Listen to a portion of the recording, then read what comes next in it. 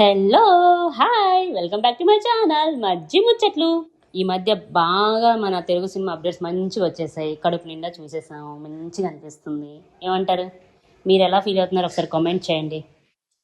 And అంటే main thing ఏంటంటే పెద్ద ట్రైలర్ అంత పెద్దగా అంత ఎక్సలెంట్గా అంటే కొంచెం ఊహకు మించి వచ్చిందనమాట. అనుకోనంతగా వచ్చిందనమాట.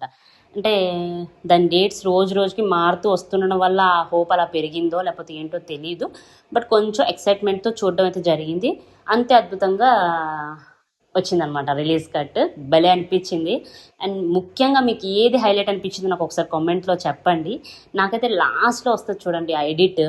అంటే వేరియేషన్స్ వస్తాయి కదా, యాజ్ ఏ క్రికెటర్ అంటే లైక్ ఆడుతున్నట్టుగా, కుస్తీ చేస్తున్నట్టుగా, తర్వాత రన్నర్గా అట్లా అట్లా వచ్చింది కదా. ఆ బిట్ నాకు చాలా బాగా అనిపించింది, ఆ క్లిప్.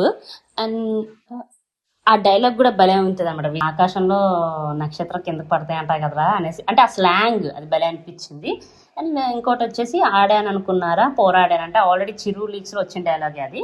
అది భలే అనిపించింది. అంటే అక్కడ కొంచెం ఎమోషన్ ఎక్కువ క్యారీ చేశారు రామ్ చరణ్ గారు. అంటే అఫ్కోర్స్ అంటే పాత సినిమా షేడ్స్ కొంచెం అలా వచ్చి వెళ్ళినట్టు అనిపించింది నాకైతే. మీరు ఎలా ఫీల్ అయ్యారో, అంటే ఏమనుకున్నారో ఒకసారి చెప్పండి. మీ వ్యూస్ కూడా ఒకసారి షేర్ చేసుకోండి నాతోటి. అంటే డిస్కస్ చేసేంత గొప్ప పాయింట్స్ అయితే నాకైతే తెలియలే. బట్ అందరూ ఏంటంటే అంచనాలు వేస్తున్నారనమాట స్టోరీ మీద. అలా వేయకుండా జస్ట్ యాజ్ ఏ సినిమా లాగా ట్రీట్ చేసి దాన్ని చూసి మనం ఎంజాయ్ చేస్తే బాగుంటుందేమో అని నా ఫీల్. మీకు ఎలా అనిపించింది హోల్ అండ్ సోల్గా ట్రైలర్?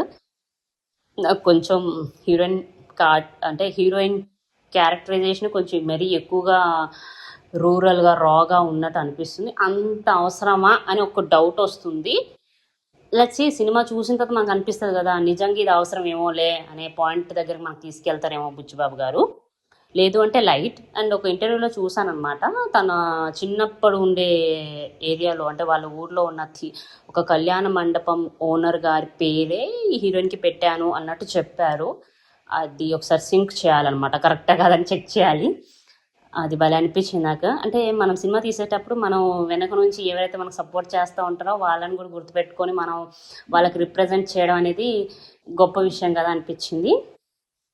కొందరు చేస్తారు, కొందరు చేయరు. అవి గ్రాటిట్యూడ్స్ అంటారు, గ్రాంటెడ్స్ అంటారు, అవి ఇవి అంటుంటారు. బట్ అదొక మంచి పాయింట్లో అంటే నాకు సరదా వేసింది అనమాట విన్నప్పుడు, కొంచెం ముచ్చటేసింది. కొన్నిసార్లు ఇలా కూడా చేయొచ్చు కదా అనేసి. And the second film of Buchibabu కాబట్టి కొంచెం హై లెవెల్కి వెళ్ళిపోయింది సినిమా కాబట్టి కొంచెం ఎక్స్పెక్టేషన్స్ అయితే ఇంకా ఎక్కువనే ఉంటాయి. సినిమా రిలీజ్ అయ్యాక మాట్లాడుకుందాం ఇవన్నీ. ప్రస్తుతానికైతే ట్రైలర్ ఈజ్ సూపర్ అనమాట. నాకైతే ట్రైలర్ కూడా చాలా బాగా నచ్చింది. అండ్ ఫుల్గా నచ్చింది అనమాట. అంటే రామ్ చరణ్ గారిని ఎలా చూడాలి, ఎలా చూపించాలి అంటే చూపించాలో అలా చూపించారు. అంతే ఎలివేషన్స్, అంతే కట్స్ పెట్టి చెప్పేయాలని నేను అనుకుంటున్నాను అనమాట. ఈ మధ్య ఒకటి బాగా ట్రెండ్ అవుతుంది కదా, ఫ్యాన్స్ కోసం తీస్తున్న, ఫ్యాన్స్ని పక్కన పెట్టి కూడా తీస్తారు కదా కొన్ని సినిమాలు. అట్లా అనిపించింది అనమాట ఇది. అండ్ అట్లనే ఉండాలి, అట్లనే ఉంది కూడా. మరి మీకేమనిపించిందో, మీరేం ఫీల్ అయ్యారో ఒకసారి మీ కామెంట్స్లలో చెప్పండి. నా వీడియోస్ కనుక నచ్చినట్టయితే please share, like, subscribe. Next వీడియోలో మళ్ళీ కలుసుకుందాం.